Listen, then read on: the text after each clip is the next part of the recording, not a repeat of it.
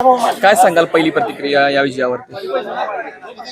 या निवडणुकीमध्ये महायुतीतून माझे दैवत श्री हसन मुश्रीफ साहेब, मान्य राजे साहेब आणि मान्य संजय बाबा घाटगे या तिन्ही थोर नेत्यांच्या पाठिंब्यामुळं या माद्याळ पंचायत गणामध्ये मी 2343 मताचं लीड घेऊन या ठिकाणी विजयी झालेला आहे. आणि या पाठिंबाचं श्रेय माझे सर्व कार्यकर्ते, माझा खंबीर पाठिंबा माननीय शशिकांतदादा खोत साहेब आणि या माद्याळ गणातील सर्व माझ्या पाठीशी उभे राहिलेले सर्व मतदार आणि बंधू भगिनी यांनी माझ्या पाठीशी राहून 2343 मताचं लीड देऊन मोठं लीड या सर्व गावाने 11 गावातून मला मिळालेलं आहे. त्यामुळे मी अतिशय आनंदित झालेलो आहे. आणि या आनंदाचं आणि ह्याचं श्रेय माझे 3 प्रमुख नेते मंडळी आणि माझं खंबीर पाठिंबा शशिकांतदादा खोत आणि त्यांचे सहकारी माझं सतत माझा पाठपुरावा करून माझ्या अडीअडचणींना आणि येणाऱ्या ह्याचं मार्गदर्शन करण्यासाठी पाठिंबा देणारे माझे मित्र चौगले साहेब, सुनीलदादा चौगले यांनी देखील अतिशय प्रामाणिक आणि वेळोवेळी कष्ट घेऊन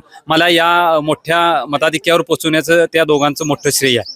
पण दुसऱ्यांदा तुम्ही निवडून आलात, पहिल्यामध्ये जर एकच गटामार्फत तुम्ही या निवडून आलात, यावेळी 3 गटांमध्ये निवडून आलात, काय सांगाल एकंदर त्याच्याबद्दल? मागची निवडणूक होती ती अतिशय अटीतटीची होती आणि त्यामध्ये 3 गट एकीकडे आणि मी मुश्रीफ गट एकीकडे अशा पद्धतीचं वातावरण असताना अटीतटीच्या निवडणुकीमध्ये मी म्हणजे सर्वांचं असं बाकीच्या गटांचं मत होतं की ही सीट 1500 मतानं या ठिकाणी दीपक सोनार पराभूत होतील. पण त्यावेळी सुद्धा 29 मतानं मी विजयी झालो आणि या पाठीमागं माझं पाठिंबा मुश्रीफ साहेबांच्या कार्यामुळं आणि त्यांच्या विश्वासामुळं मी त्या ठिकाणी त्यावेळी विजयी झालो. आणि यावेळी देखील मुश्रीफ साहेबांचा जो हात माझ्यावर होता त्या विश्वासाचं मी या ठिकाणी सार्थ करून दाखवी. बाळ, फ्रीजमधून श्रीखंड काढ ना. आम्ही पूर्वी घरीच बनवायचो श्रीखंड, त्याची चवच वेगळी होती. आता काय सगळं रेडीमेड.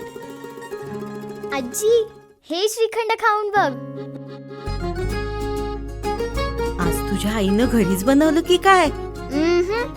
हे आहे गोकुळचं श्रीखंड. अगदी जिभेवर रेंगाळणार. जिभेवरच नाही तर मनावरही रेंगाळणार. गोकुळ श्रीखंड, मनावर रेंगाळणार.